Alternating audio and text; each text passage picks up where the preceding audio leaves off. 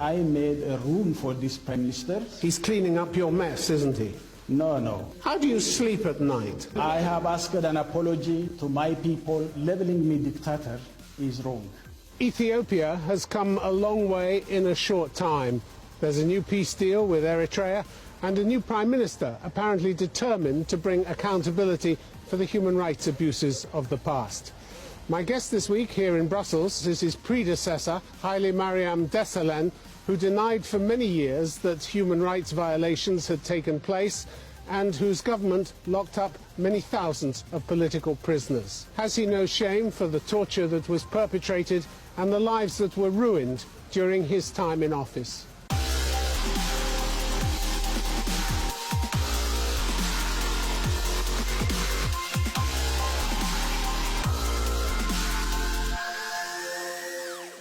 Haile Mariam Desalegn, welcome to Complex Zone. Thank you so much. Thank you for having me. Ethiopia has a new Prime Minister now, Abiy Ahmed, who took over after you resigned last year. He's now received the Nobel Peace Prize, basically for undoing many of the evils of your government and doing what you couldn't do within 100 days. Don't you feel something of a failure when you look at what he's done? Not at all, because I have done my share to bring this change to happen. And Prime Minister Abiy has not come from a blue moon. It has come from the party which I was residing. Yeah, but he's begun correcting the massive human rights abuses which were a prominent feature of your time in office. It is my party which started the reform process, and we said the process should be a deep renewal to the country, basically, but also to the party itself. So I think that is a process which yielded Prime Minister Abiy as Prime Minister. So he continued with the process, the reform agenda that my party and his party. Well, the Nobel Committee cited his achievements as lifting the country's state of emergency, granting amnesty to thousands of political prisoners. For years, you always denied there were any. Scrapping media censorship, legalizing outlawed opposition groups, dismissing military and civilian leaders suspected of corruption. All the things that you failed to do when you were in office. By the way, do you know that 95% of the prisoners been released during my office time? Before I left office and before I resigned. So I think what Abiy did was the remaining 5% which has to be released. So the decision was the decision of the party, and I took that action before I resigned. How many did you release? Almost all. How many? More than 3,000 or so. Yeah, well, there were many more than 3,000 in jail. Yeah, but it's only young people who recently been arrested, been released, but the main political figures which has been arrested, been released during my term before I resigned. In May this year, the Attorney General filed criminal charges against your former intelligence chief, Getachew Assefa, alleging human rights abuses and corruption. He's gone missing now. Do you know where he went? I don't know. I am not in office now. I have no information. 20 other people were charged with him. He had served until June 2018. He had served you as Prime Minister, who were denying that any human rights abuses were being committed. I think you lack information. You lack evidence. It is my government and my party who admitted that there has been a human rights abuse. You never admitted. You sat year after year in interviews saying, nobody's being mistreated, we have no political prisoners. One after the other, you gave interviews sitting smiling across at the interviewers saying, no, everything's fine here. Everybody's fine. You have to understand the way how our party operates. No, I'm understanding the way you operate, which was you lied your head off. Let me finish first. If that's the case, then you know that we have historical issues that we have to understand. That in the first place, this is a party far left. And you know, as in Deutsche Welle, when there is a communist mentality and when there is a Marxist mentality, there is a centralism where you don't utter a word after your party decides on issues, even though you have differences as a minority. What are you saying? You just toe the line, whatever it is, because you're too cowardly to say anything about what's really going on? Is that your excuse? That's also misplacing. And the whole thing is that we believed in our party and the government that we need to reform our system, we need to bring about changes, and we need to democratize our country, and because that's a country with a number of interests, and there is an introduction of ethnic mobilized politics, which is very dangerous, and therefore we have decided that we need to go further and deeply in reforming our country. Well, so I think that's the main reason why. Which was something you didn't do. Yeah, I did. One of the first things, well, if you had done that, the Prime Minister, when he came in, Prime Minister Abiy, wouldn't have had to condemn police brutality, pledge to rein in the security services, tackle what he called economic mismanagement, corruption and rights abuses. All of this stemming from your time in office. This is also misplacing, because Prime Minister Abiy has not come from a blue moon. He has been. Doesn't matter where he came from. He was there with us. He's cleaning up your mess, isn't he? No, it's not. He's not cleaning up his messes. He's cleaning up your mess. He's cleaning up the mess you left behind. No, I think this is also misplacing, and I always say that, correctly, this is our party's admission of our collective mistake, and then we has put in place properly. He's done the things that you failed to do. By November last year, dozens of intelligence officers and high-level officials had been arrested, including people from the military-run Metals and Engineering Corporation, METEC, on charges of corruption and human rights abuses. You never put those charges to these people. That is the study which I introduced. No, you didn't. He finished. You didn't. I did it. November last year, you weren't in office. I did it. You don't have any evidence. I did it. I launched the studies, and in completion of that studies, then action has been taken. The Attorney General said 63 people had been arrested that month, November last year, 27 for corruption, 36 on charges of human rights violation. That included the former head of METEC, Kinfe Dagnew, a brigadier general, over whom you did nothing. You did nothing about these people. I made that study. You lack evidence. I launched the study. I assigned a group of people who studied it. It's not about a study. It's charging people with human rights. No, you didn't charge them, and you didn't point to the corruption. You charge people after you study, after concrete evidence. You have a criminal investigation, and you didn't. That investigation has been launched by my time. Local media said huge sums of money were missing from this company, METEC. Where did it go? Let the court decide on it. As Prime Minister, you were supposed to look after the public purse. I did. The military were supposed to follow your orders, and you seem to have failed spectacularly to make them do that. Don't you feel any remorse at the crimes you allowed to take place while you were Prime Minister? No, I think I have resigned because I was not able to change dramatically whatever has to come. You were too weak. I say ineffectual. Actually, I have my own strengths and I have my own weaknesses. And you have to not to look into only the weaknesses, but you have to also see the strengths this country has gone. And you know that my country has been visited during my tenure by 6 of the 7 G7 leaders, and they all announced that this country has been working very hard, a double-digit growth, and economic achievements, where we have extricated our people out of poverty. The only country which has achieved 7 out of the 8 MDGs and awarded by the United Nations by my time. So I think you have to see all those positive things we have achieved. Last November, Mr. Haile Mariam, the Attorney General, Berhanu Tsigaye, said investigators had uncovered serious abuses by security services at secret prisons in the capital and elsewhere. Do you know what your security officers were doing in those secret prisons? I don't know those things. Why didn't you know? Did you ever ask? Did you ever visit? How can I do? If your intelligence doesn't give you information, how can you know? There were plenty of foreign reports that torture was going on, which you denied. And No.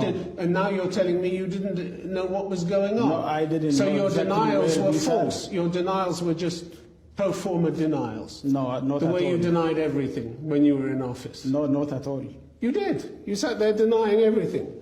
You didn't know what was going on in these prisons. You didn't ask. You weren't interested. What I know is officially we know some of the abuses, and I have taken in my time some of the actions to correct those things. But I didn't know that there are, informal prisons which has been there. The Attorney General said there are people that have been blinded and held in darkness for long periods of time.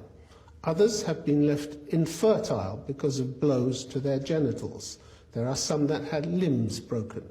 Women have been subjected to gang rape, and men have been sodomized. All this happened under your rule. So I ask you, aren't you ashamed that this was going on under your rule? No, I am ashamed. You're not ashamed. I am ashamed that this happened, but I didn't know those things, and if I knew those things, I would have corrected them. Because this is a very secret things happened. Well, it didn't take long for this Prime Minister to find out what was going on. So obviously he was looking in the right place, and you did nothing. You didn't want to look, did you? I made a room for this Prime Minister to act. I struggled very hard to bring him to power, and I did everything. You lost I can. control. That's why you gave up. You lost control, and the party lost faith in you. That's why you gave up. No, I think you can say that. But and you were struggling to control unrest in the country, but you were failing to do that as well. I did it myself. I did it intentionally because I wanted to see that this change should come. So I think this is genuinely what has happened, and I did my best in paving a way for this to happen. So I think that has to be clearly recorded, and I did it. I think it'd be clearly regarded when women in your prisons during your term in office were being subjected to gang rape and men to sodomization. Now that you know this, even if you say you didn't know it at the time, where's your apology to the victims? I think I have already apologized when I resigned, because that's a system which was operating under me. Have you met the victims and apologized personally to them? If there is a need be, I will. You haven't done so, have you? I haven't get those chance, and I will. We have a reconciliation and Truth and Reconciliation Commission established, and as process is going on. How do you sleep at night, knowing that this was going on in your torture centres, carried out by your officials while you were Prime Minister? How do you sleep at night? If I knew, then I say to you that I was there to correct everything in my disposal if I knew it, but I didn't know that. You're said to be a religious man from a family of Pentecostals. Is that right? That's true. How does gang rape and sodomization fit in with your religious values? No, I didn't know. I said, if I knew, it doesn't fit in my values. But you went on denying it That's the report in I have. every interview. That's the report I have. No, Despite the reports coming in from human rights groups all over the world, which you just rubbished. You said, that's not true, they're outsiders, they're our enemies, don't listen to them. Everything is fine, you said. I think I have never said everything is fine.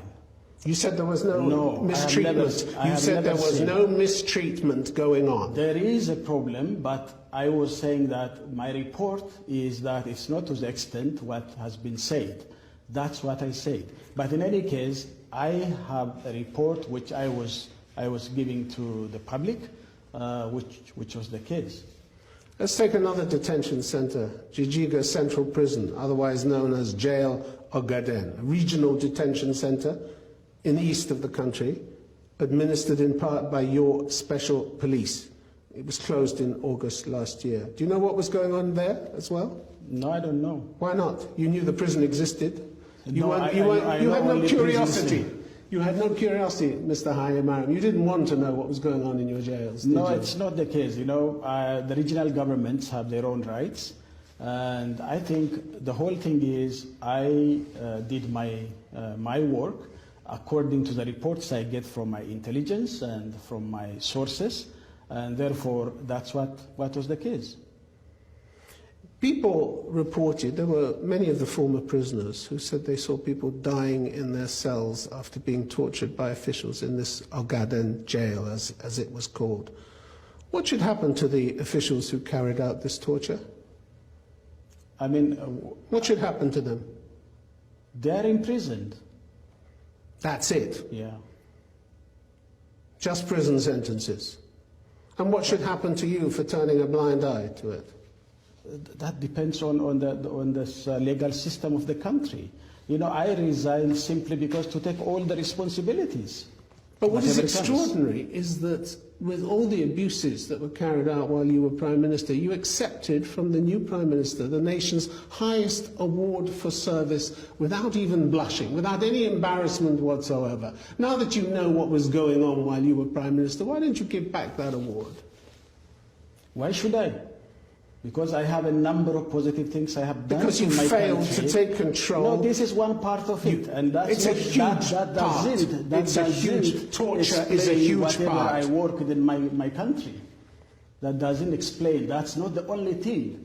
You know, I have done many good things. There are issues in the system which are a failure, which I initiated to reform and deepen that reform, because I understood that the age of, before my resignation, I understood that there are something going wrong. Therefore, I initiated this reform, and then I have released 95% of those. You were in office for 6 years, and this new Prime Minister has come in and done more for human rights than you did in all the time you were there. It is because I paved the way for him. Really? The US State Department in 2016 published a catalogue of the human rights abuses taking place under your rule, which of course you denied, but they're now known to be true. Arbitrary killings, disappearances, torture, harsh and life-threatening prison conditions, detention without charge. You can enumerate whatever you want, but It's what they said. Yeah. But how can you say that you didn't know what was going on when all these reports were out there pointing to what was going on? Yes, whenever I knew that there are things going wrong, I initiated the reform, and a serious reform and deep reform, and that's the result where the Prime Minister has come into power. You said when you resigned that you wanted to be part of the solution in Ethiopia. How can you be part of the solution when you were so much part of the problem? You know, I become part of the solution because there is a problem. Which you created. You created the atmosphere, the permissive atmosphere in which your security officials believed they could torture, that it was all right to torture, go on torturing, disappearing people, extrajudicial execution. That's not there. You created the atmosphere in which that was possible. I didn't create the atmosphere. So what qualifies you? And the constitutional system has been established, then anyone who's involved within it could be accounted for. But I didn't create this conducive environment for them. It is a deep system which I was not able to look into because of my background and because of my, I am an outsider coming into the deep system, so I couldn't see that.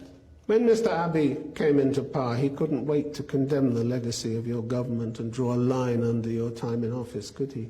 April last year, he said that government, your government, had sanctioned torture of its prisoners and said it had been guilty of state terrorism. He said in Parliament, does the Constitution say anyone who was sentenced by a court can be tortured, put in a dark room? That's true. It doesn't. That's true. That government was his as well, not only mine. You were the Prime Minister. I was the Prime Minister, but he was there also. The buck stopped with you. We collectively decided to reform, including himself. The ultimate responsibility lay with you. Yeah, it is. Why do you try and get out of it? Why do you try and get out of it? That's why I initiated the reform. That's why I initiated the, 1 year taken reform. You initiated reform. You blocked every attempt by the United Nations Special Rapporteur, the UN Human. It should come from us. Every attempt. It should come. So all the reforms should come from us. And the only reason you blocked them from investigating was because you didn't want them to find out what was going on. I did, and I initiated the reform before my resignation a year ago. And that reform is what resulted Prime Minister Abiy to come to power. Hundreds of people were killed. To bring him to power. Hundreds of people were killed under your regime, and you refused to have an independent investigation led by the UN's chief human rights official. If you ask the killings, the last 1.5 years, the number of killings surpassed in 6 years what happened in my term. If you ask for killings, look, that is not the case. So the whole thing is, I initiated this reform, and a year ago before my resignation, and I paved the way for the new system. You let some people come in. You say you initiated the reform. You created a regime where people were tortured and disappeared and had their rights taken away from them consistently. Tens of thousands of people, and you denied it time and time again. I have asked an apology to my people that the regime has some abuses of human rights and the deficit in democracy, and that has happened. I still feel that I'm sorry for that, but I initiated for the change to come. That's not much of an apology, is it? That really isn't. That's a half-hearted apology. No, it is not. And I would have not resigned. I could have taken it to the last, as many leaders. You couldn't. The party didn't want you to stay. You lost the faith of the party. No, I haven't lost the security forces. I haven't lost the army. They're all being arrested. They're being arrested. And they should have been investigated under your time, and they weren't. If I want to continue as dictators, I could have used everything up to the last of my breath. So you always claimed dictatorship. You always claimed democracy took time. You always said this is a fledgling democracy. It takes time. Exactly. This is what every dictator says when they don't want to give up power. You yourself in Europe, you passed through a number of civil wars before you came to democracy. This is what every dictator says. It's not time. The people aren't ready. You can't hurry these things. It is not one-day show. Even Europe, United States, everywhere in the Western countries, your democracy has taken time. And it has not come in one shot, in one day, in 1 week, in 1 year. It has taken years to mature. That is true. And that will continue. Democracy is building democratic culture. Yeah, and you did everything to slow it down. Mr. Hailemariam, you've never shied away from associations or friendships, either with indicted or convicted war criminals, have you? Do they hold some special fascination for you, these people? Which ones? Like Mr. al-Bashir, the former president of Sudan. In August, you posted a controversial picture on Facebook of you smiling next to Ethiopia's exiled Marxist leader Mengistu Haile Mariam. And then you took it down when there was a huge outcry because this man, of course, was found guilty in absentia of genocide. By the way, I met him incidentally when I was there in Zimbabwe. He was in the president's office when I was there in the president's office. Then I met him and I talked to him. So that's what happened. In any case... And you posted a comment saying, I wish to see more former heads of government and state in my country contributing their parts in different capacity after peaceful transition of political power. No, that was not me. It is the officers there who did it, and I say this is wrong. So you don't want Mr. Mengistu, with his conviction for genocide, to play a part in the new Ethiopia? I think if we go through Truth and Reconciliation Commission, and if he's also given chance to, to apologize, and then anything what the Truth and Reconciliation Commission brings into it, I think that the country needs reconciliation. I have a deep belief that we need reconciliation. What matters is what's not the past, even the future. Is worrisome. The past matters. Genocide isn't something you just flick away and pretend it didn't happen. To my country. Explain to me, please, how a conviction for one of the most serious crimes on the planet would qualify Mr. Mengistu to contribute to the well-being of your country. How would a man with a qualification like that? I think it depends on how the conviction for goes. genocide. A genocide, one of the most serious Even crimes you can apartheid commit. in South Africa has reconciled. Apartheid isn't genocide, Mr. Hailemariam. Yeah, for you, it's not genocide. but for Africans it is more than genocide. Where is your Truth and Reconciliation Commission? It has been established, and we'll see the result. For you, yes, apartheid is not, but for us it is. So you're quite happy for convicted war criminals to come back to your country and play their part. Good old boys. If Good the old reconciliation boys. procedure allows that, yes. If not, then no. How should future generations in Africa protect themselves from people like you? They should democratize their countries. Get rid of dictators like you?